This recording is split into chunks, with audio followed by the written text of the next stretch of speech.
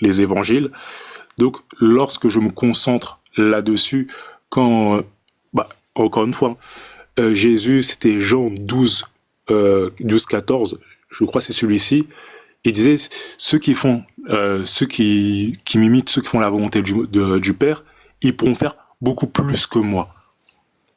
En fait, dans le sort où Jésus, lui, il était dans une phase où il disait qu'il fallait faire le lien direct avec le Père. Donc, dans les évangiles, il le dit clairement. Jésus lui-même, il dit, ceux qui m'imitent, ils pourront faire beaucoup plus que moi. En fait, si vous avez la foi, cela va marcher de faire un avec le Père. Il y a même dans des versets de l'évangile où ça arrive que Jésus ait fait peu de miracles. Il y a un verset, excusez-moi, je l'ai oublié, peut-être demander à ChatGPT, ceux qui ont leur JO, etc. Selon Marc, où Jésus parfois faisait peu de miracles. Pourquoi? Parce qu'en fait Jésus il disait, il était dans un endroit où il y avait peu de foi, où les gens en fait ne ressentaient pas le Père, et en fait Jésus faisait peu de miracles en fait à ces endroits-là. En fait, ce que je veux dire par là, c'est que quand vous regardez les versets des évangiles, Jésus le dit lui-même. Il dit, le Père est plus grand que moi. Il le dit lui-même. Il dit que le Père est plus grand que moi. C'est pour ça que moi-même, je dis Dieu est plus grand que moi, mais si on fait, comme l'a dit Jésus, si on fait ce travail intérieur, on peut faire un avec le Père. Excuse-moi. Dis-moi, ambassade. En fait, tu n'as pas compris ma question.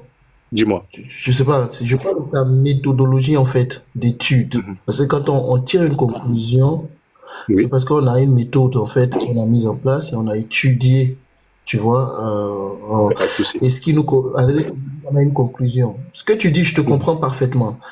Mais Dis-moi. tu dis que toi, tu te bases, enfin, est-ce que tu as pris que les quatre évangiles, hein, l'évangile Jean, Luc et tout ça, et t'as pas tenu compte des épîtres, de l'Ancien Testament? En fait, c'est ça ma question en fait. Je comprends que tu as est-ce que ta conclusion sur enfin, sur la personne ou l'identité de Jésus, c'est limite seulement aux quatre évangiles, ou est-ce que tu as étudié les autres épîtres, est-ce que tu as pris d'autres témoignages? En fait, c'est ça ma question en fait. C'est vraiment sur la méthode d'étude. Si tu veux dire sur la méthodologie, en fait, j'ai, on va dire, tout lu, mais comme on va dire, les évangiles, c'est la chose que je relis, etc. Ça fait que ma méthodologie, c'est vrai, elle reste beaucoup sur les évangiles.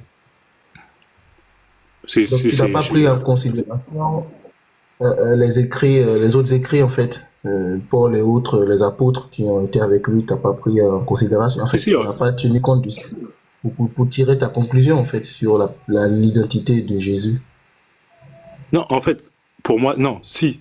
Mais comme le fait que j'ai beaucoup relu, en fait, les évangiles, j'adore les évangiles, j'ai beaucoup relu, donc c'est vrai que ma mémoire, j'ai pris très en considération les propos des évangiles, mais sans exclure le reste. Mais c'est vrai que c'est pour ça que ma mémoire est beaucoup plus concentrée, parce que j'ai relu, à chaque fois que je regarde un verset, en fait, tu as compris ce que je veux dire par là, c'est que euh, les évangiles, ma concentration, ma psyché est vraiment là-dedans. Donc, on dira peut-être à 90% de ton étude est basée sur les évangiles. Et puis, bon, le reste, tu as essayé de fouiller un peu à gauche, à droite, mais sans pour autant mener une étude approfondie. Parce que Exactement. par exemple, voilà, par exemple, le verset que le professeur a donné, tu dis, bon, ça, j'ignorais. Donc, bon, moi, je m'arrête là en te disant que c'est bien, mais il faut aussi tenir compte parce que ce que nous avons, la Bible, c'est un ensemble de livres, en fait. Tu Bien vois, sûr. donc moi, je t'inviterais à regarder ce que disent les Épîtres, ce que dit l'Ancien Testament, est-ce qu'il y a des cohérents, enfin, que de seulement prendre, même si tu prends les quatre évangiles, on peut te montrer dans les quatre évangiles que pour moi, Jésus est Dieu, mais je vais pas faire ce travail-là, peut-être que d'autres poseront la question. Parce que si tu as bien étudié le livre de Jean, Jean, vraiment, tout de suite, là, il te plaque la divinité de Jésus. Dès le chapitre 1, le prologue de Jean, quand tu le regardes tout de suite, bah, c'est assez compliqué de dire qu'il n'est pas Dieu, en fait. Donc, moi, je me limite là. Oui. Regardez, moi, mes frères, juste la chose que je voulais rajouter, c'est que comme j'ai dit avant par rapport à Jésus, etc. Le problème, Jésus, à son époque, c'était la même chose. Les gens étaient très dans le texte, donc la communauté juive, très dans le texte, très dans le texte. Et Jésus, en fait, là où il a été très fort, c'est en fait, on doit vivre Dieu. En fait, c'est ça le problème. Les gens ont dit oui, parce que le but, c'est d'être poli, respectueux, etc. Et en fait, Jésus, lui, bah, vous savez, par rapport au Shabbat, on n'a pas le droit de soigner des gens, etc. Et Jésus, il guérissait. Pourquoi? Parce qu'en fait, il vit Dieu, parce qu'il sait au fond de lui qu'il faut aider les gens. Et c'est ça que je veux dire par là. C'est que les gens, parfois, ils sont là en mode, ouais, texte, oui, le truc, tac, tac, tac. Alors, en fait, la bonté se vit à travers Dieu. C'est ça que Jésus voulait.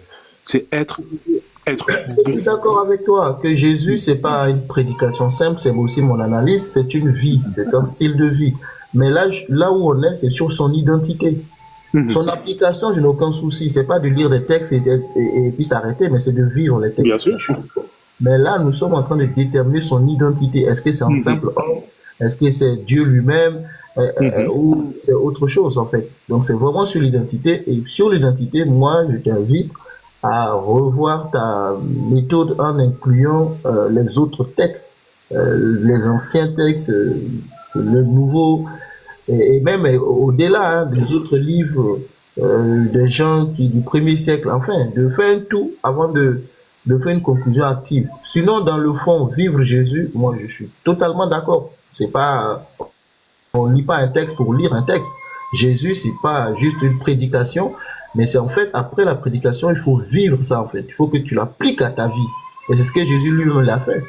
Donc, quand il dit que ce que j'ai fait, vous en ferez de plus grand, c'est normal parce qu'il parle de l'esprit. Mais honnêtement, aujourd'hui, de l'époque de Jésus jusqu'à aujourd'hui, dis-moi, qui a fait plus grand que Jésus? Ah, et c'est ça. Très, très, Donc, il faut très, très comprendre bonne ça question. autrement, en fait. De simplement s'arrêter au niveau des œuvres. Sinon, on prend les œuvres. Là. Quel homme sur terre a fait comme Jésus? En plus, en fait, de dire que je vais faire plus que Jésus. Déjà, faire comme Jésus, bon, ça relève de l'impossible parce que Jésus lui dit tout ce que lui fait, il fait tout ce que le Père fait, lui fait pareillement. Moi, ambassadeur, je ne peux pas faire pareillement que tout ce que Jésus fait. Tu comprends? Tout ce que le Père fait, je fais pareillement. Le Père crée, moi aussi je crée. Donc moi, ambassadeur, je peux créer le monde. Non. Il faut comprendre ça autrement. Je me limite là et puis je passe la parole. Merci pour ton écoute. Ok. Bonjour tout le monde. Oui, bonjour Boukan. Yeah, Tu, yeah. tu prends la parole tout de suite. Juste un instant. Le loti, est-ce que Oui. tu connais Neville Goddard? Non, pas du tout. Quand je t'écoute, tu raisonnes comme Neville Goddard. Je t'invite à chercher les livres de Neville Goddard. D'accord. C'est quelqu'un qui a le même raisonnement que toi. Parce que C'est-à-dire... je sais. Ah, excuse-moi, Oui. excuse-moi. Yeshua. Vas-y, Vas-y. excuse-moi. Non, Non, je voulais vas-y, dire, vas-y. je voulais dire, mon frère, c'est que les premiers chrétiens, ils étaient un peu plus comme moi. Les tout premiers chrétiens. Et après, ensuite, après, c'est vrai que c'est institutionnalisé. Au IIIe siècle, ça a un peu changé. Mais Non, il y a eu quand même il y a eu. Attends, Galion, s'il te plaît. Attends, laisse-moi non, finir. non, écoute, attends, écoute d'abord, parce que là où tu vas, non, attends, permets-le de finir, d'accord? Là où tu vas, c'est carrément, peut-être quand il va finir de dire ce qu'il a dit, peut-être que tu vas voir un peu où tu te trouves. Parce que là, déjà, tu te braques, tu dis que les premiers chrétiens étaient comme toi. Soit, espérons que ce soit vrai, mais quand même, permets-le de finir, comme ça, tu vas comprendre ce qu'il veut t'envoyer comme message. Tu vois, tu comprends un peu? Oui, Tu mais, comprends un peu? mais moi, j'ai pas Yeshua, mais moi, je suis pas contre Yeshua. Oui, Moi, non, pour je te n'ai pas dit dire, que tu es contre lui. Je dis de le permettre de finir. Tu vas mieux comprendre son idée, en fait. Tu comprends un peu? Parce que bien sûr. déjà, bon, en même temps, si tu peux parler, hein, tu peux parler, bon, ok, là, vas-y alors, parce que tu es déjà braqué. Moi, c'est ce que moi, je veux éviter. Je veux pas que tu te braques, en fait. Écoute plutôt ce qu'il a à dire. Peut-être qu'il y a une perle à ressortir dedans.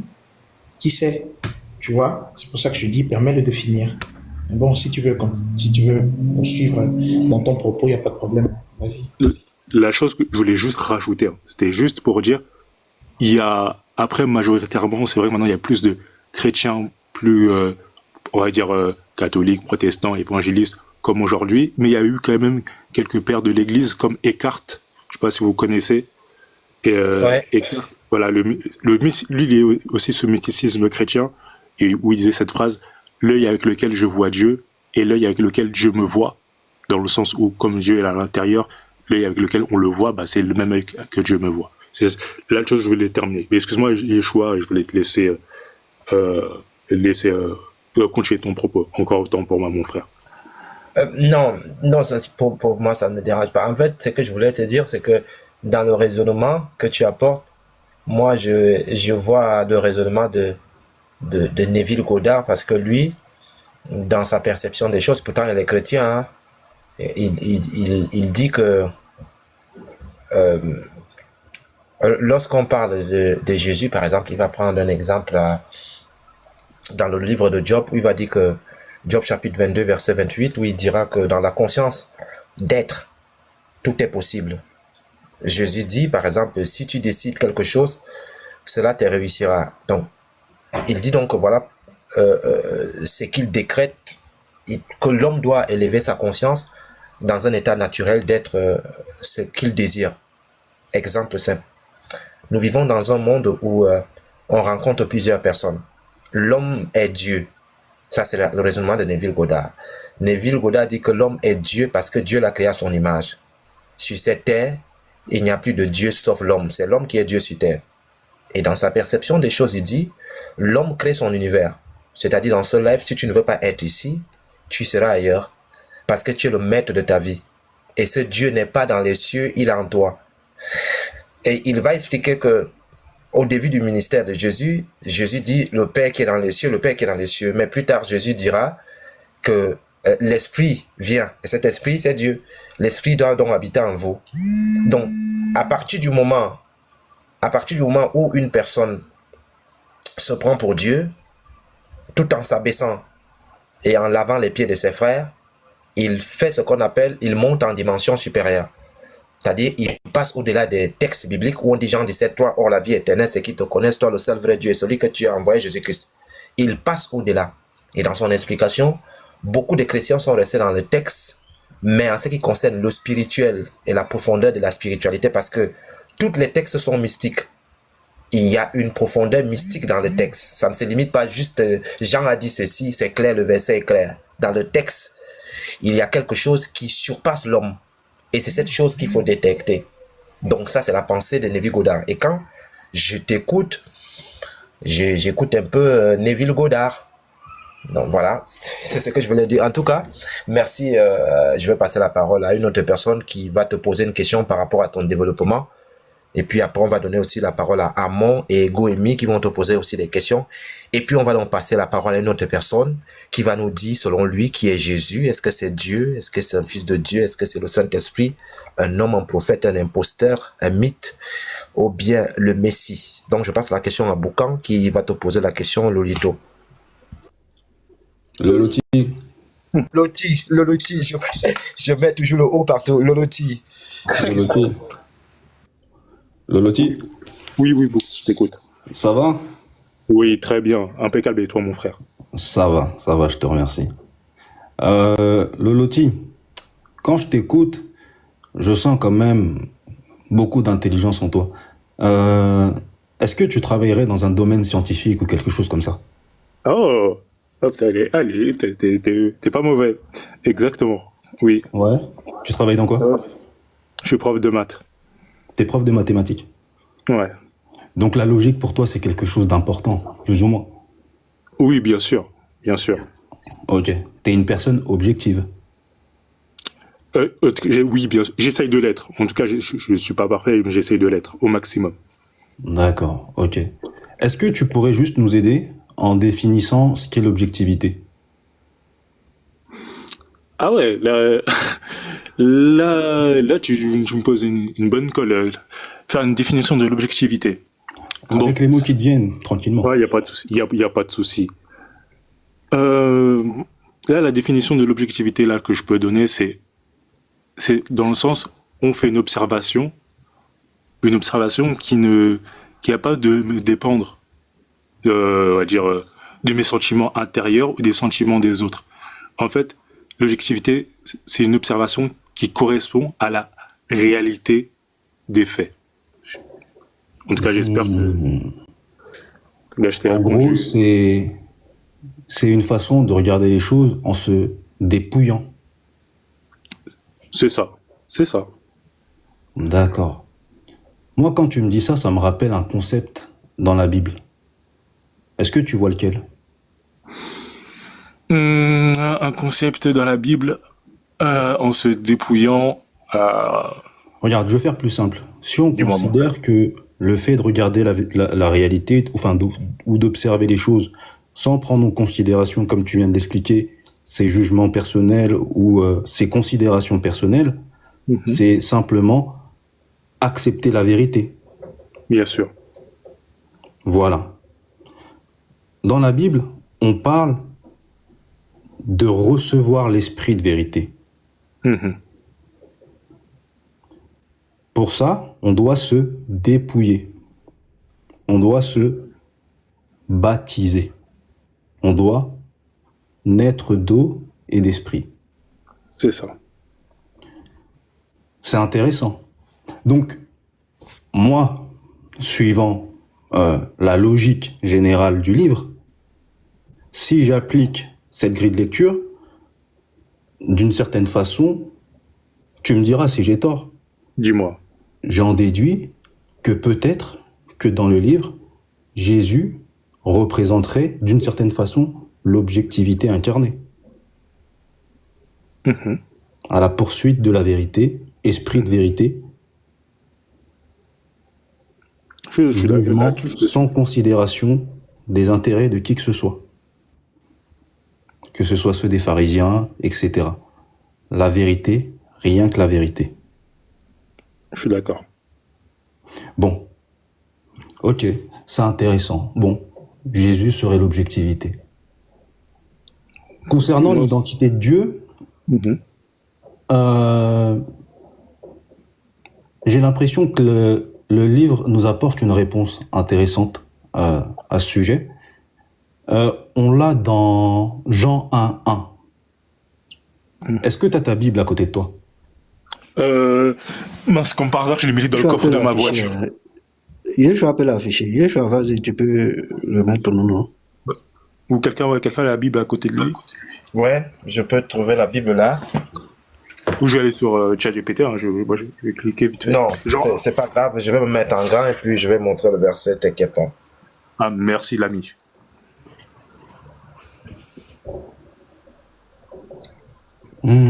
Ouais, je me disais bien.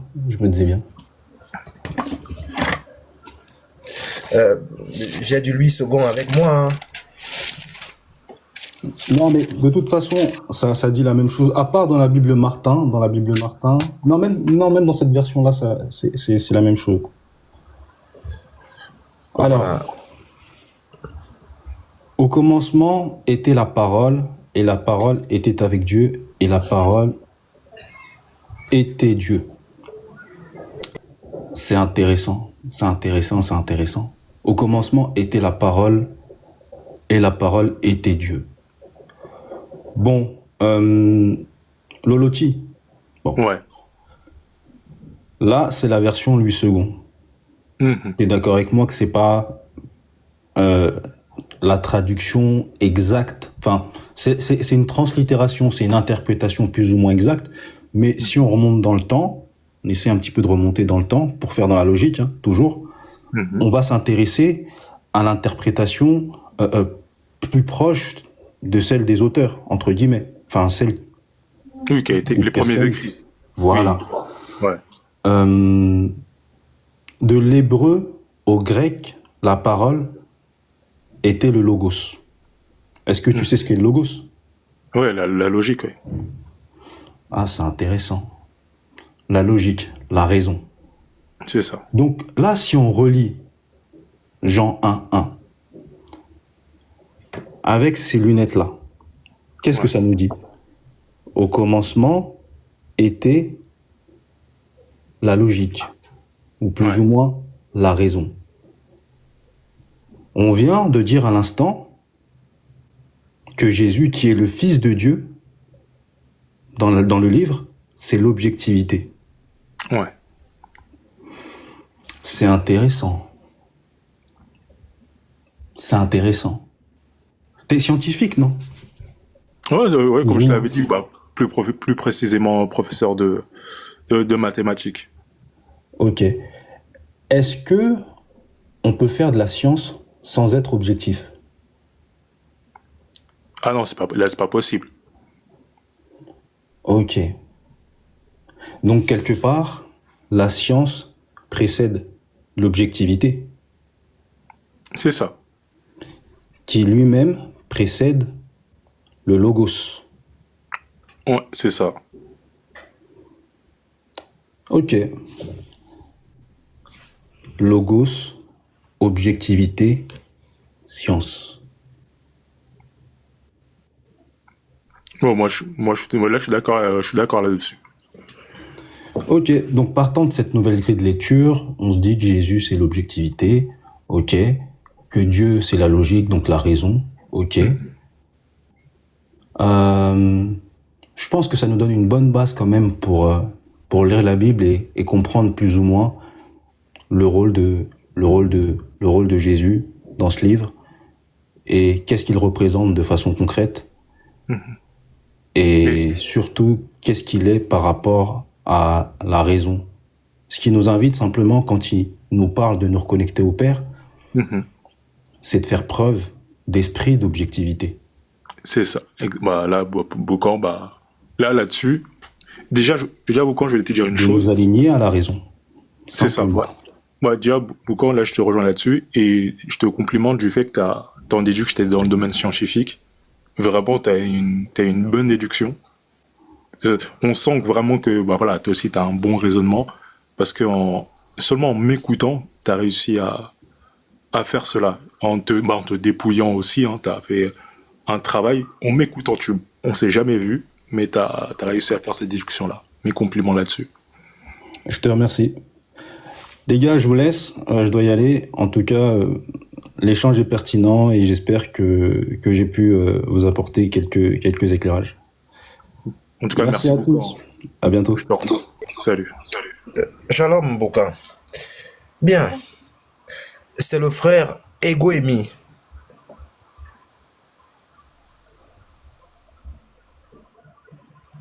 Le frère Egoemi est là ou pas? Oui, je suis là, frère. Voilà.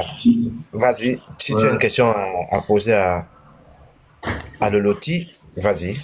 Non, mais apparemment, bon, j'ai pas de questions à lui poser. Mais moi, j'ai par rapport au vers quand tu en train d'enseigner tout à l'heure, le dernier verset que tu avais cité, où le Seigneur dit, comment on l'appelle, si vous me connaissez, Ouais. vous connaissez aussi mon Père. Ouais, ça, c'est le verset qui m'a beaucoup titillé un peu et j'ai réfléchi là-dessus. Bon, est-ce que quand le Seigneur dit si vous me connaissez, et vous connaissez aussi mon Père. Ce qui veut dire que le Seigneur est en train de dire aux gens qui sont autour de lui, c'est ici, que vous ne me connaissez pas. Ça, c'est la première remarque. Vous ne me connaissez pas. Bon. La deuxième remarque, est-ce que le Seigneur est en train de dire que même sa maman ne le connaît pas? Ça, parce que si quelqu'un doit connaître le Seigneur plus que tout le monde, c'est sa maman, celle qui l'a porté. Mais si il fait de telles déclarations, ce qui veut dire qu'il inclut sa maman aussi dedans. En gros, personne ne connaît qui il est vraiment. C'est ce qu'il est en train de dire. Et en poursuivant le verset, qu'est-ce qui nous sort le Seigneur? Il dit, vous connaîtrez aussi mon Père. Bon, moi je me demande, qui d'entre nous ici peut nous dire que parce que j'ai rencontré Yeshua, je connais Yeshua, on est parti manger, on a été à l'école, et puis, d'un seul coup, je connais le papa de Yeshua. Moi, je ne pense pas que c'est pas logique. Je ne peux pas dire je connais Yeshua, donc de facto, je connais le papa de Yeshua. Si ce n'était pas le cas, ou bien si c'est le cas, vous allez m'expliquer, mais si ce n'était pas le cas, ce qui veut dire que ce que le Seigneur est en train de nous dire ici est au-dessus de tout le monde. Est au-dessus de tout le monde. Et c'est ce que je disais souvent aux gens, quand on fait l'interprétation des versets bibliques, et qu'on fasse beaucoup attention parce que c'est des réalités spirituelles sur notre plan que les apôtres, les prophètes, même Yeshua, même, en train de ramener dans notre monde pour essayer de nous faire comprendre des choses. Donc on ne peut pas prendre... Donc ma question, elle est là. Est-ce que dès que je connais Yeshua, je connais son papa? Si ce n'est pas le cas, ou si c'est le cas, bon, vous pouvez m'enseigner là-dessus. Merci. C'est une question pour moi ou c'est à tout le monde? Moi, c'est à tout le monde. Hein. Mais si tu veux prendre la parole, tu peux... On peut réagir après. Bah, moi, peut-être j'ai trop parlé, peut-être je laisse les autres. Il y a quelque chose à dire, le loti, puisque le but du live, c'est que, puisque tu as développé une thèse, voilà, tu as dit quelque chose, et derrière tes propos, les gens vont te poser des questions. Le but ici, c'est que chacun se positionne. C'est bien. Voilà, c'est bien quand une personne se positionne et qu'on poursuit cette personne avec des questions. C'est aussi intéressant qu'une autre personne se positionne et qu'on le poursuit avec des questions, parce que on peut bien déclarer des choses, mais c'est pour les soutenir qui deviennent un peu plus difficiles. Donc, il est important, puisque toi, tu as donné ton point, que tu as bien expliqué, donc derrière, les gens te posent des questions. Il faudra aussi que les gens donnent leur point après cette série de questions, pour que les gens les questionnent aussi par rapport à leur point de vue concernant Jésus. Il n'y a pas de souci. Donc, vas-y, tu peux répondre. Pour répondre à Egoemi, moi, par rapport à ce que tu as dit, donc celui qui a vu mon père. En fait, là, Jésus, ce qu'il dit, c'est vraiment très intéressant. Dans le sens, comme lui, il a réussi à faire un avec le Père, c'est-à-dire ses actions reflètent le Père. En fait, c'est une dimension beaucoup plus spirituelle. Parce que là, tu parlais de maman et de papa. Et surtout, maman qui nous connaît. Mais notre mère et nous, on ne fait pas un. On fait partie, bien sûr, de la même famille. On est une descendance directe. Mais on ne fait pas un. En fait, on ne fait pas la volonté de notre mère à 100%. On peut faire une partie de sa volonté, mais pas totalement. Là, Jésus, lui, va beaucoup plus loin. C'est la volonté de Dieu. La volonté de Dieu, c'est pas la volonté de notre mère. Et c'est là, ce que je voulais dire par rapport à ça, c'est que, exemple, si Jésus, c'était quelqu'un qui djihad des gens. Voilà, Jésus, il avait une épée, il djihad des gens, il ment, il vole, etc. Est-ce qu'il aura fait la volonté de Dieu? Pas du tout. Parce que Dieu est vertu, est bon et vérité. En fait, ce qu'il veut dire par là, s'il fait un avec le Père, il agit selon la vertu, qui est Dieu, qui est vertu, qui est bon, vérité. C'est pour ça que Jésus, à travers, en faisant un avec le Père, pouvait guérir les gens. Et c'est pour ça que Jésus disait toujours, c'est ta foi qui t'a sauvé. Ta foi. Parce qu'en fait, les gens, quand ils voyaient Jésus, ils sentaient qu'il y avait Dieu en lui, qu'il avait fait un avec lui. Et en fait, ça guérissait. En fait, c'est ce pouvoir-là. En fait, Dieu est la vertu et le bon. Je ne sais pas si je t'ai répondu bien à ta question, Egoemi. En tout cas... Oui, comment on l'appelle tu as répondu par rapport sa maman et autres, comme j'avais mentionné et tout, que nous on fait pas un avec notre maman, et que Christ, il reflète parfaitement la volonté de Dieu, et que quand les gens voyaient Christ, ils voyaient Dieu à travers Christ. C'est ça. Oui, c'est ce que tu avais dit. Donc, comme Christ même le dit, je suis dans le Père et le Père est en moi. Exactement.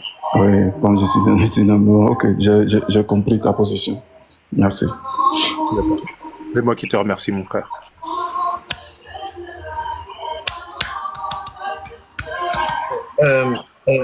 Amon, Amoni, c'est à toi, c'est à toi c'est toi qui as la parole, frère. Shalom. Vas-y.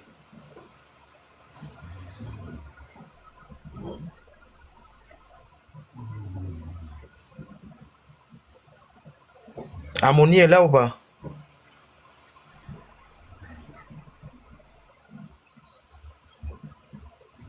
Amoni n'est pas là. Ambassadeur, tu avais encore une question avant qu'on ne passe la parole à la vision ou bien à Philippe. Où est passé Godelion? Moi, j'aurais aimé que Boucan donne comment dire ça, sa conclusion sur Jésus quand il a échangé avec Loloti, en fait. Il a essayé de faire une certaine démonstration, d'accord, mais qu'il donnait un peu sa vision des choses, finalement, en fait. Sinon, par rapport à Loloti, moi, je n'ai pas de questions.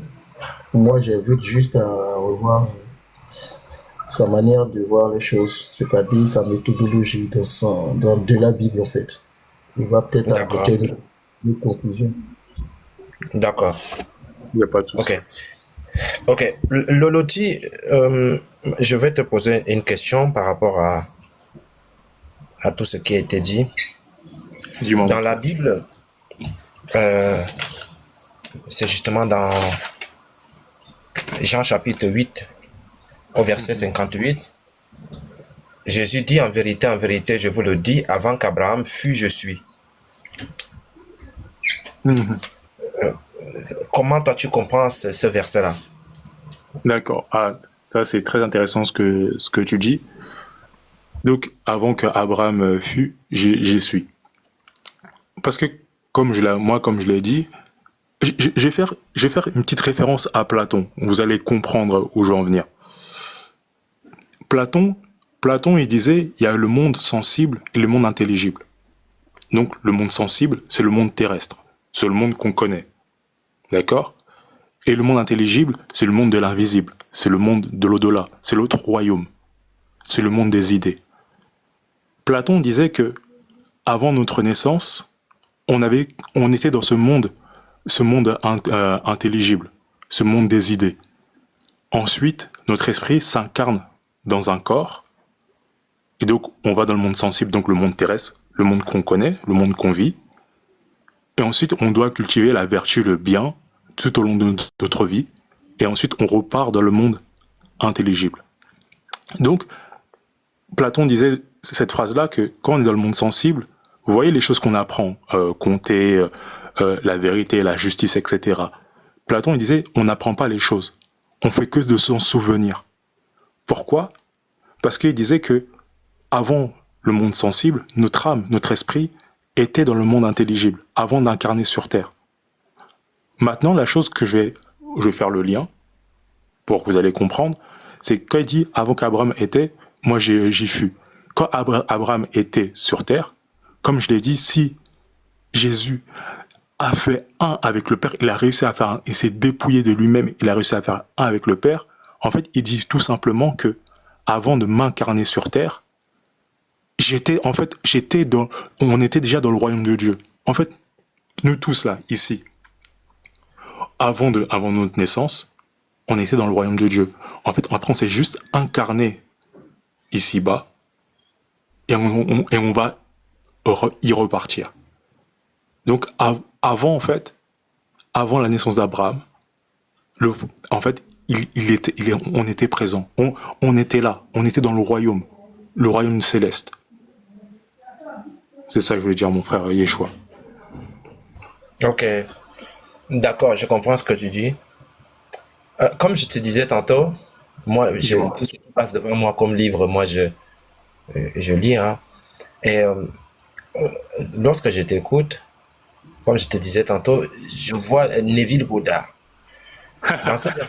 Dans ce verset de Jean chapitre 8, verset 58, Neville Goddard dit qu'au commencement, par exemple, lui il va dire qu'au commencement était la parole était avec Dieu, la parole était Dieu.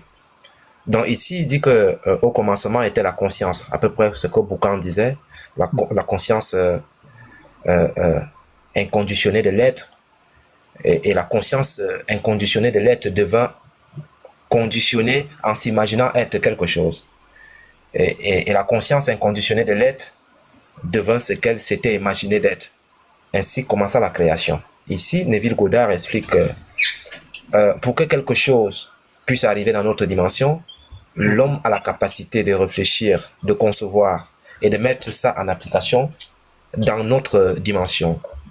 Donc, il va donc expliquer que selon cette loi, d'abord concevoir, puis devenir ce qui a été conçu. Donc, toute chose évolue à partir du néant, et sans cette séquence, il n'y a rien de fait dans notre dimension. Donc, lorsqu'il dit donc avant qu'Abraham ou avant que le monde ne fût, je suis, quand tout le temps cessera d'être, je suis et je serai toujours. Donc, je suis la conscience informe de l'être qui se conçoit comme étant homme. Il va donc dire que par ma loi, l'éternel l'être. Donc, je suis contraint d'être et d'exprimer tout ce que je crois être. Et donc, pour terminer, Neville Goddard a dit que je suis le néant éternel qui contient mon être sans forme, la capacité d'être toute chose. Je suis ce dans quoi toutes mes conceptions de moi-même vivent, bougent, s'incarnent et deviennent ce qu'ils sont, et en dehors duquel il n'existe rien. Donc, dans ce texte, Neville Goddard dit ce que Jésus dit. Jésus dit qu'il est le Dieu suprême. Vous avez la même conception, mais au petit détail près. Il va donc dire que je réside dans chaque conception que j'ai de moi-même. À partir de cette intériorité, je cherche sans cesse à transcender toutes les conceptions que j'ai de moi-même. Donc, par la même loi de mon être. Donc, c'est pour cela, par exemple, lorsque Jésus dit il faut que je m'en aille. Si je ne m'en vais pas, le Saint-Esprit ne viendra pas vers vous. Il est avec vous et il sera en vous. Et ailleurs, on nous dit Christ en nous, c'est-à-dire le Christ vit en nous. Et là, dans la conception de Neville Goddard, il dit que la seule entité qui vit en toutes choses, c'est Dieu. Et si le Christ est donc cette entité qui vit en toutes choses, directement le Christ devient Dieu. Parce qu'il est la seule entité qui peut vivre en tout. C'est pour cela que Jésus pouvait dire qu'il va vivre en nous, il est en nous. C'est pour cela que le chrétien peut dire Christ en moi. Aucune créature ne peut habiter le corps que Dieu a créé, sauf si c'est un démon. La seule entité qui doit habiter un homme, ce n'est que Dieu lui-même. À part ça, ça devient quelque chose. Donc, quand j'entends ton raisonnement, puisque j'ai les livres de Neville Goddard, j'ai l'impression de l'écouter à quelques points près, parce que toi, tu vas rester dans la conscience, et c'est-à-dire, l'homme doit refléter ce que Jésus a démontré en s'appuyant sur les faits, la perception et ce que Jésus a fait. Par contre, lorsque tu parles du mysticisme chrétien, c'est-à-dire le domaine de l'esprit, où le chrétien aujourd'hui en 2025 a peur, parce que quand tu dis aux chrétiens que non, moi je suis un mystique, le chrétien a peur. Il te dit que mystique quoi? Non, lui là c'est un mystique, il ne croit pas en Jésus. Et pourtant, tout le Nouveau Testament n'est que mystique.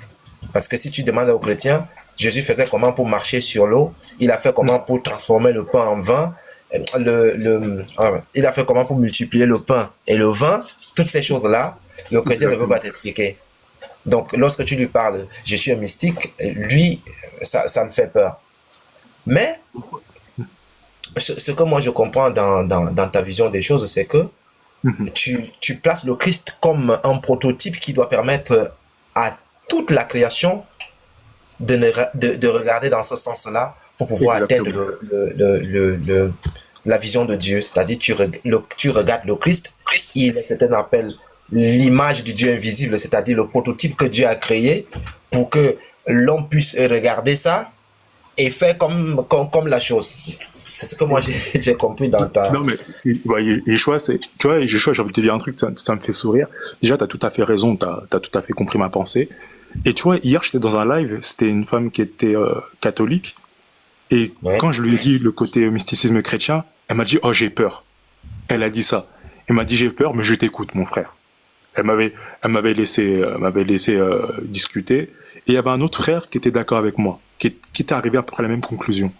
Et c'est vrai, Yeshua, c'est qu'il y a des gens, il y a des chrétiens, en fait, comme il y a le côté église, en fait, l'église, c'est l'intermédiaire entre Dieu et eux, bah, en fait, ils sont limités aux propos de l'église, en tout cas pour moi. Et en fait, c'est pour ça qu'ils ont peur avec un discours où tu arrives, où tu dis, mais Jésus lui l'a dit, en fait, il y a une connexion entre nous et Dieu direct. Il y a pas d'institution, etc. En fait, la connexion, elle est directe. Et j'avais dit à cette fille-là, c'est ça qu'il voulait. Et après, elle a dit, j'ai un peu peur, parce que ça fait peut-être un peu gourou, ça fait ceci, cela. Mais je dis, mais en fait, c'est ironique, parce qu'en fait, Jésus, il s'est fait crucifier pour le même cas. Jésus, en fait, c'est ça l'ironie du sort. En fait, Jésus, à son époque, quand il a dit tout ça, en fait, les gens lui ont dit, bon, vas-y, toi, tu vas sur la croix directe. Parce qu'en fait, les propos que je suis en train de dire, en fait, c'est ce que Jésus disait. Le Père et moi, nous sommes un. Si vous vous dépouillez, en fait, vous rencontrez le Père. Comme Matthieu dit, vous frappez et on vous ouvrira. Vous demandez et on vous répondra. Bref, en fait, c'est ce travail intérieur que Jésus demandait. Et en fait, beaucoup de chrétiens ont peur, malheureusement. Oui, pour terminer, ce que tu expliques, je comprends très bien. Pourquoi les chrétiens ont peur? Parce que beaucoup de chrétiens, dans le domaine spirituel, ne maîtrisent absolument rien. Ils sont devenus chrétiens, Jésus sauve et guérit, ils lisent quelques versets bibliques, ils font des débats interreligieux. Mais en ce qui concerne le mystique, ils ne connaissent rien du tout dedans. Ils sont comme des enfants. Ce qui fait que, à partir du moment où quelqu'un qui est spirituel, qui soit satanique, tout ce que vous voulez, le monde spirituel a le même modèle de fonctionnement. Ça ne change pas, il n'y a rien qui change. Pour monter dans les dimensions spirituelles, il y a des étapes. Il faut jeûner. Le jeûne permet au corps de c'est-à-dire se soumettre à l'esprit. Parce que l'homme prend plus... l'homme s'occupe plus de son corps que de son esprit. Quand tu te lèves le matin, tu brosses les dents, tu te laves, tu te parfumes, tu sens bon, voilà, tu t'habilles bien, tu vas impressionner. L'homme prend plus le temps à s'occuper de son corps qu'à s'occuper de son esprit. L'esprit qui doit être au-dessus du corps est lésé. Une petite prière vite fait de 30 minutes, pas de méditation, ni rien, pas de concentration, rien du tout. On passe à tout, on bouffe, on fait ceci, on prend plus soin du corps. Qu'est-ce que je vais faire? Est-ce qu'il faut construire? Non, j'ai ma femme là-bas, j'ai un rendez-vous, j'ai ceci, je dois envoyer un message à tel. On ne s'occupe plus du corps et l'esprit qui doit dominer le corps reste en arrière et souffre. Et les mystiques, c'est-à-dire les sorciers et autres, eux, ils voient ça. C'est pour cela qu'ils vont donc attaquer l'esprit et le chrétien est frappé. Ce qui va se passer après, c'est quoi? C'est que la personne ici, lorsqu'il veut donc monter dans les dimensions spirituelles, il doit donc casser cette façon de faire. C'est pour cela qu'on jeûne. Moïse jeûne. Moïse fait 40 jours et 40 nuits parce que il va se dépouiller du côté, le côté de son corps, et c'est l'esprit qui va prendre le pouvoir. Le Christ se dépouille de son corps lorsqu'il est dans le désert et l'esprit prend le pouvoir. Lorsque l'esprit prend le pouvoir, le corps n'est plus rien et c'est l'esprit qui est au-dessus du corps et l'homme devient spirituel et devient puissant. C'est pour cela que les gens vont donc jeûner. À partir du moment où tu jeûnes et que l'esprit a pris le pouvoir sur le corps, La deuxième étape dans le mysticisme, c'est d'invoquer, de proclamer. Que ce soit chez le mystique qui est satanique, tout ce que vous voulez, il va commencer à proclamer. Le chrétien prend les versets bibliques, les psaumes, il commence à proclamer. Le musulman prend le Coran, tout ce qu'il veut faire. Les gars de l'autre côté vont faire des incantations, ils ont des grimoires, ils vont commencer à proclamer. Mais qu'est-ce qui va rendre celui qui a les grimoires plus puissant que celui qui est en Christ? Celui qui est en Christ, il sait que le Dieu de la Bible est tendre. Il ne frappe pas n'importe comment. Il aime ses enfants et il donne le temps à ses enfants de s'améliorer si jamais ils chutent. Mais celui qui a le grimoire, il y a de son côté des trucs qui sont clairs. Erreur, on frappe ton enfant. Erreur, on frappe ta femme. Erreur, on te frappe toi-même. Donc, il est carré. Si on lui dit tu te réveilles à minuit pour faire la prière, c'est minuit. Il a déjà mis son réveil, minuit moins 5. Il a au moins 5 montres qui doivent sonner. Parce que s'il se rate, c'est foutu pour lui. Et donc, il va faire des incantations. Après, dans les incantations, il faut sacrifier. Après les incantations, il faut sacrifier. Donc, dans le mysticisme, tout le monde va sacrifier. Et là, maintenant, qu'est-ce qu'il faut sacrifier? Les autres vont sacrifier des enfants, des hommes, des ceci. Ils vont sacrifier. Mais le chrétien a l'avance sur toutes ces choses-là. Parce que le chrétien, le Christ a déjà fait tous les boulots. Le Christ s'est livré à la croix pour le chrétien. Donc, l'époque spirituelle où on trouve des entités et on doit sacrifier des choses, le Christ a déjà tout accompli pour le chrétien. Le chrétien passe sans problème. Parce que le Christ a déjà fait ce qu'il doit faire et tu dois seulement suivre les étapes et avancer. Mais chez d'autres, ils sont donc obligés de verser de l'huile comme font les traditionnels, de tuer les boucs, les taureaux, les faire ceci. Christ a tout aboli. Donc quand tu parles du spirituel par rapport à ton raisonnement, le chrétien il a peur. Parce que tout ce que je venais d'expliquer, lui ne maîtrise pas ça. Lui, il a son Jean chapitre 17, verset 20, il a ses psaumes évalués, il a le livre en main, il a tout, mais mon peuple périt faute de connaissance. La méthodologie n'y est pas, donc tu es frappé spirituellement. Et ça. la plupart des gens qui sont frappés spirituellement, ce sont des personnes qui ont une grande étoile dans leur vie. Et le diable, en voyant ça, il marche sur toi. C'est comme ça que moi je vois les choses. Donc j'ai bien compris ton développement et la façon que tu as expliqué les choses. C'est vrai que dans la finalité, comme le disait le professeur, on n'est pas d'accord sur certains points, mais on comprend très bien ce que tu dis.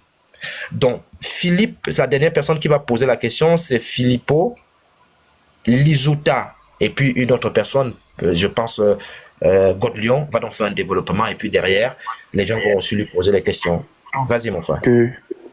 Bonjour à tout le monde. Merci de m'avoir permis de participer sur votre live. Voilà.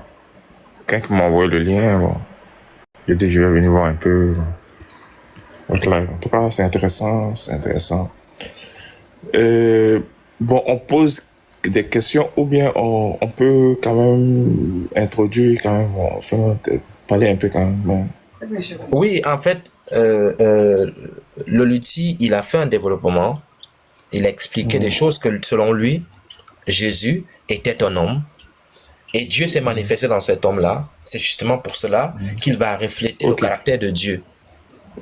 Voilà. Et donc, l'être humain aujourd'hui, ce qu'il doit faire, c'est suivre ce que Jésus a fait, parce que c'est lui qui est cette image-là que Dieu renvoie au monde pour que l'homme essaie de faire comme Jésus homme. Voilà à peu près ça vision des Écritures. J'ai compris. Moi, ce que je peux dire aux frères, Jésus n'est pas un homme que Dieu est venu habiter en lui-même. Voilà. Ce n'est pas ça. Parce qu'il y a le thème qui est eu choix Dieu, Fils de Dieu, Saint-Esprit, homme, prophète, imposteur, bon, tout. Bon, celui que nous parle de Yoshua réellement, c'est la Bible. Voilà. Si on veut savoir qui il est, on va acheter dans la Bible. Mais qui est ce monsieur? D'abord, qui nous parle de lui? Et nous, dans nos villages, on n'a jamais entendu qu'il y a un Yoshua qui existe. Voilà. Quand on mange, on n'a jamais entendu que Yoshua existe. Celui qui nous dit que Yoshua existe, C'est la Bible. On va demander à la Bible, mais qui est ce Joshua? Donc, on va prendre Hébreux 5, je crois, verset 10. Voilà. Je crois. Il dit, Christ entrant dans le monde a dit, il n'a voulu ni sacrifice ni holocauste, m'a formé un corps. Je répète encore, Christ entrant dans le monde. Christ entrant dans le monde a dit, tu m'as formé un corps. Donc, on a un individu qui est là, qui existe déjà, et qui a pris un corps pour descendre dans le monde. Dans le corps là, ce n'est rien que c'est Christ qui est dans le monde. Il a pris un corps comme une couverture, comme une enveloppe, venu faire une mission. C'est la mission salvatrice. Je répète encore. Christ entrant dans le monde a dit. C'est qu'il a été de parler avant de rentrer. Il parle avant d'entrer dans le monde. Donc celui qui parle, il existe déjà. Ce n'est pas une idée, ce n'est pas une pensée. Il parle. Il dit, tu n'as ni voulu ni sacrifice, ni aucun, tu m'as formé un corps. Il a été de parler. Et on m'a formé un corps. Donc si Joshua Amacha qui est là, on t'a parlé, tu n'as pas voulu que je saute nu. Tu m'as formé un débardeur, ou mais tu m'as donné un bobo. Ça veut dire que le frère Joshua Amacha essaie d'avoir le bobo. C'est le bobo qui était formé, c'est pas Joshua Amacha qui était formé. Et je répète encore, si Joshua Amacha dit, tu n'as pas voulu que je saute sans parapluie, tu m'as formé un parapluie pour que je saute. Ça ne veut pas dire que Joshua Amacha a le parapluie, non. C'est qu'on lui a formé un parapluie pour ne pas que la pluie le mouille. C'est pourquoi faire la décision entre Joshua Amacha et le parapluie. Parce qu'il parlait. C'est Joshua Amacha qui parle que tu lui as formé un parapluie. C'est parce qu'il existe qui dit que tu l'as formé un parapluie. Donc il y a lui et le parapluie. Ne mélangeons pas les choses. Donc Joshua Amacha existait avant le parapluie. Mais il prend le parapluie parce qu'il pleut. Pour ne pas que la pluie le mouille, il prend le parapluie. C'est ça qu'il faut qu'on fasse. Donc Jésus existait bien avant quoi qu'il ait pris. Mon Paul va te dire que le rocher qui suivait Israël là, c'était Christ. C'est quelqu'un Israël était dans les déserts, le rocher qui les accompagnait là, c'était Christ. C'est le même Christ là qui est venu prendre le corps là. Donc c'est la même personne qui existait depuis longtemps. C'est pour ça que j'entends quand on dit non que quand il dit j'étais là avant Abraham, c'est clair qu'il était là avant. Même l'ange Michael était là avant Abraham. Même l'ange Gabriel, il était là avant Abraham. C'est pas une idée, hein. L'ange Gabriel existait avant Abraham. C'est pas une pensée. Voilà. Parce que si c'est une pensée, on va dire que nous tous, on existait avant tout le monde. Si c'est une pensée, si on dit que c'est une pensée, qu'il était là dans la pensée de Dieu avant, c'est qu'Abraham aussi existait avant lui. Puisqu'on était tous dans la pensée de Dieu. On parle de l'effectivité de la réalité de la personne. L'ange Gabriel était là avant Abraham. L'ange Michael était là avant Abraham. Voilà. Le Saint-Esprit était là avant Abraham. Quand Dieu commencement, l'Esprit de Dieu est au-dessus des eaux, il était là avant Abraham.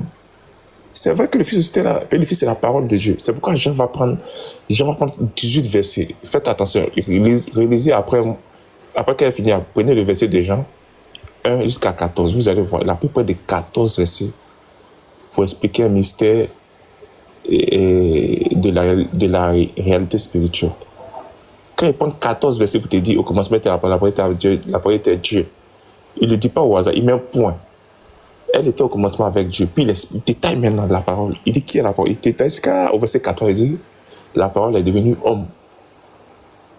Et Paul va nous dire que cette parole-là, c'est elle qui est Christ qui était avec Moïse dans le désert, qui était le rocher dans le désert. Donc tout est conforme aux Écritures. Ce n'est pas, voilà.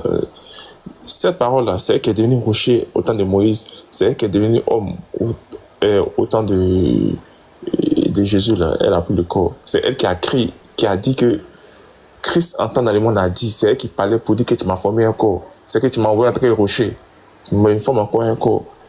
C'est un être qui a toujours existé. C'est un être qui a toujours existé, qui était là avant, bien avant la fondation du monde. C'est pourquoi Hébreu va dire quoi? Après tant avoir parlé par les prophètes, voilà, le Père a parlé par le Fils, par lequel il a créé le monde. C'est qu'il est avant le monde, ce Fils. Il est avant le monde. Par lequel il a créé le monde. Et c'est ce que Jean nous dit là-bas. Que j'ai représenté quelqu'un la parole par qui tu as tout créé. Et c'est ce qu'il va dire encore. Elle était au contentement avec Dieu. Et c'est ce qui va commencer aussi. Depuis que j'ai dit Christ entrant dans le monde a dit. C'est la même entité. Et c'est lui qui était le rocher avec Israël. Donc, ne faisons pas l'amalgame, ne mélangeons pas les choses pour dire que c'est le corps. Il a pris encore, oui, il était aussi un rocher avec Moïse. Voilà, il va revenir encore pour enlever l'église. C'est le même, il ne change pas. Voilà. Voilà. C'est comme si tu me dis que le Saint-Esprit qui est descendu comme une colombe, quand Jésus se baptisait, cet esprit est descendu comme une colombe. Donc c'est la colombe, c'est quand il y a une colombe qui existe. Non, le Saint-Esprit existe depuis longtemps. Quand on dit au commencement, l'Esprit de Dieu était aux Israéliens, c'est lui. C'est pas qu'il y a une colombe, quand Jésus s'est baptisé, on dit on a vu une colombe qui est descendue sur Jésus comme c'est le Saint-Esprit, mais il était là au commencement depuis. C'est lui qui était là au-dessus des eaux, là. Quand on dit au commencement, l'Esprit de Dieu était plané au-dessus de... C'est lui. C'est lui qui est descendu comme une colombe. Donc, ne prenons pas les images qu'ils prennent peut-être pour dire que ces ménages existaient. Non. Je vais finir par là. L'ange Gabriel existait là avant Moïse. Ce n'est pas une pensée. Il existait effectivement avant Moïse. L'ange Michael était là avant Moïse. Ce n'est pas une pensée, c'est une réalité. Voilà. Et je vais m'arrêter là. Et bon, allez-y. Comme j'ai quelqu'un qui est là, allez-y. Merci.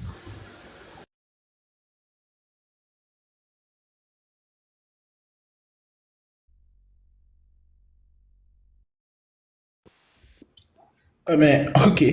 Bon, professeur, euh, tu peux donner ton truc avant que je l'engage pour moi, hein. Ok.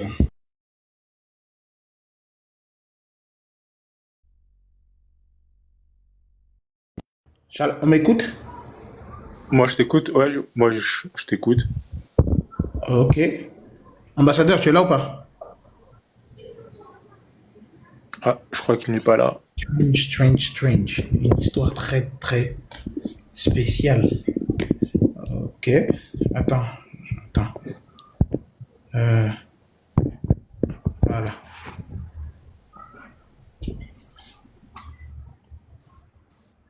Voilà. Mais, voilà. Ok.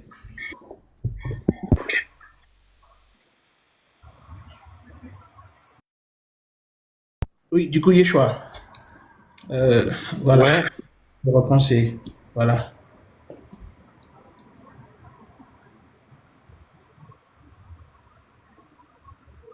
c'est toi qui fais le développement. Ah bah, du coup, j'engage ou comment je... Parce qu'apparemment, il y a Mais des gens qui sont aussi montés. c'est la question que je pose. Est-ce que c'est toi qui fais le développement? Si oui, tu es en grand, vas-y, on t'écoute. Non, je voulais que le professeur y aille et puis bon, ensuite, parce que je pense Ah, il le voulait... professeur a dit qu'il était un peu occupé.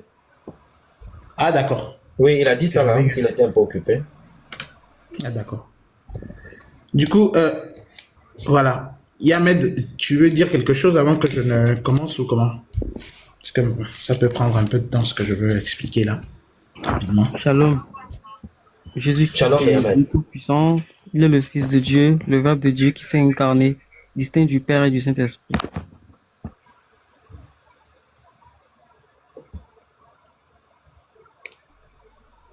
Oui, bah vas-y, explique-toi. Non, c'est tout. Comment ça c'est tout? Tu as dit... God, vas-y, et puis on va te. Vas-y, J'ai vu ton puisque tu as commentaire, dit tu me que... dis que. Voilà, comme une Non, colombe, ça. Il est sous la forme. Vas-y. attends, doucement. C'est moi, je vous pose des questions. Calmez-vous. Aïe. Mais Yamed, tu as dit quelque chose. On écoute juste ton développement. Les gens vont juste pas écouter une Je viens affirmation. d'arriver. En fait, tu m'as dit de me présenter, c'est tout. Je me suis présenté. Après, quand tu vas finir de parler, je vais développer. Là, je me suis juste présenté. Qui veut parler? Qui veut développer? Mais Yamed venait de dire quelque chose. Il n'a qu'à développer. Il commence à tourner. Je comprends pas. C'est mieux que God finisse, God a la parole, qu'il finisse, et puis on va lui poser des Non, questions. c'est moi, j'ai donné la parole, non? Aïe. Tu m'as dit, est-ce que tu veux dire quelque chose? Tu m'as demandé de me présenter. Tu m'as pas demandé de développer. C'est deux choses distinctes. Mais tu as quelque chose à développer, n'est-ce pas? J'ai dit ce que j'avais à dire. Quand tu vas finir, je vais pouvoir développer ce que je Ok, veux. bon, c'est bon. C'est bon alors, c'est bon. Merci. Ok. Oui. Attends un instant. Qu'est-ce que je peux faire? Là, pour que personne... Attends, je vais mettre God Lion ici en haut. là. Attends. God Léon, tu veux combien de minutes? Oh, frère, honnêtement, je ne saurais dire, hein. Voilà pourquoi je voulais les laisser parler. Ensuite, je fais mon exposé tranquille. Mais là, je sais pas. C'est pour ça que j'insiste pour leur donner la parole parce que je n'ai pas chronométré. Bon, qu'il parte, donnez-nous le modérateur, donnez au moins 5 minutes à chacun, qu'il soit, voilà, bref. Et puis on va... Philippot, Attendez. calme-toi. Eh, Attendez. God Léon, tu veux combien de minutes? Parce que tous ceux qui sont dans le panel, ils veulent aussi un temps pour pouvoir développer et puis on va leur poser des questions. Par exemple, Yamet a dit quelque chose, on va lui donner la possibilité de s'exprimer. Et quand il va s'exprimer, les gens vont lui poser des questions par rapport à sa conception des choses. Si tu veux 10 effectivement. minutes, on te donne 10 minutes. Si tu en veux 15, on te donne 15 minutes. Tu développes ton truc, tu expliques ta pensée en ce qui concerne le Christ. Et derrière, les gens vont te poser des questions par rapport à ce que tu auras développé. Voilà, mais je suis d'accord. Sauf que mon truc va prendre du temps. C'est pour ça que je permets aux autres de passer. Ensuite, je viendrai faire mon exposé. Je ne veux pas être pressé, en fait. Et c'est pour ça qu'ils sont montés. Ils ont dit des Le choses. modérateur, je voulais une motion, si c'est possible. Pardon? Ouais, C'est- attendez qu'ils finissent d'abord de Je voulais parler. une motion rapide. Tu sais, on est beaucoup, on est près de 9 personnes. Moi, je pourrais faire 2 heures de... Frère Je Philippot. pourrais exposer pendant 2 heures, mais j'ai raccourci. Philippot. Donc, faisons un peu bref. Dis l'essentiel, 5-10 minutes, puis on avance. Philippot. Voilà. Apprenons à être bref, quoi. Philippot. C'est pas une prêche. Tu ne vas pas venir sur un panel où je suis modérateur et me donner comment je dois gérer le panel. Ça n'a pas de sens, en fait. Pourquoi vous faites ça, en fait? Ok, tu es modérateur, je te laisse. Vas-y. C'est une idée que j'ai Bon, donnée. et c'est bon. C'est bon. Tu veux parler, prends alors les 5 minutes. Vas-y alors. Moi, j'ai déjà parlé. C'est toi, on veut écouter. Moi, j'ai déjà parlé. C'est toi, on veut écouter. Mais je veux dire que tu peux être bref, Tu sais pas ce que je veux comme faire. d'habitude, tu n'as pas Non, non, Philippot. Les frères, s'il vous plaît, attendez. Moi, je vois que ça nous perd du temps et ça parle beaucoup. Lolito a fait quelque chose de façon très simple. Non, Lolito, attends. Tu vas pouvoir aussi poser des questions, s'il te plaît, attends. Il n'y a pas de Ce qu'on va faire, c'est très simple. Qui veut prendre la parole et il veut combien de minutes? On va lui donner le temps de s'exprimer. Bah, moi, je vais prendre juste 2 minutes pour récapituler un peu juste ma pensée. Parce que c'est vrai que moi, je devais partir, mais voilà, pour récapituler ma pensée, j'avais dit que Jésus était un homme qui a tellement fait un travail sur lui-même, qui s'est dépouillé de lui-même, qu'il a dit qu'en fait, Dieu est en lui, qu'en nous tous. Mais lui, il a fait ce travail-là, et c'est pour ça qu'il dit que je fais un avec le Père.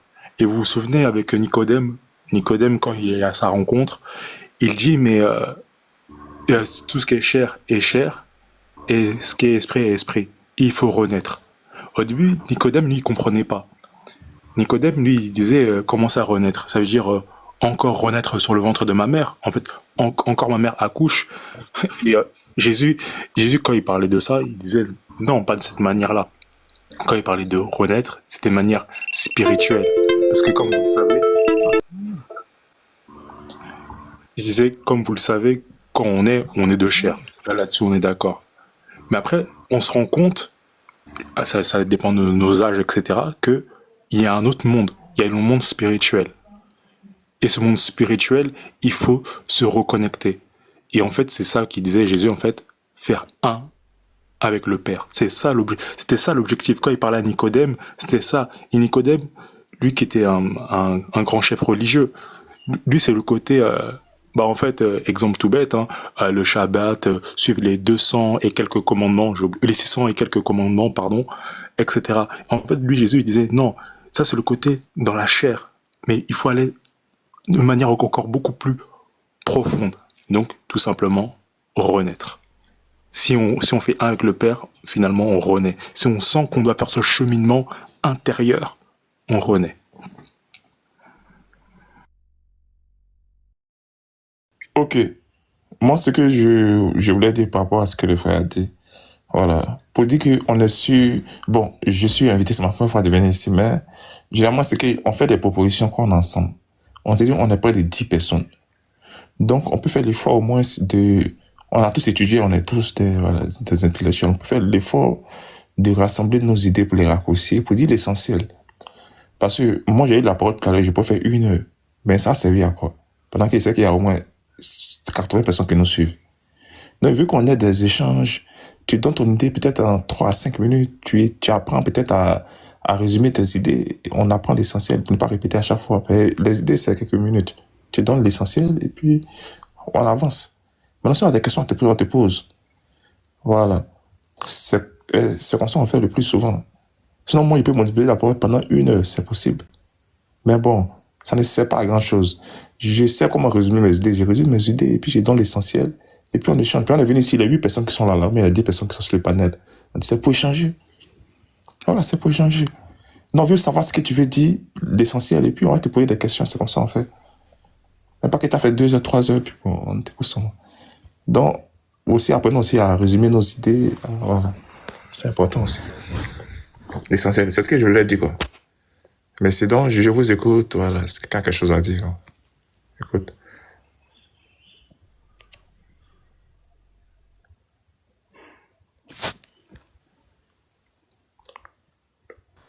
Je sais pas si on m'entend.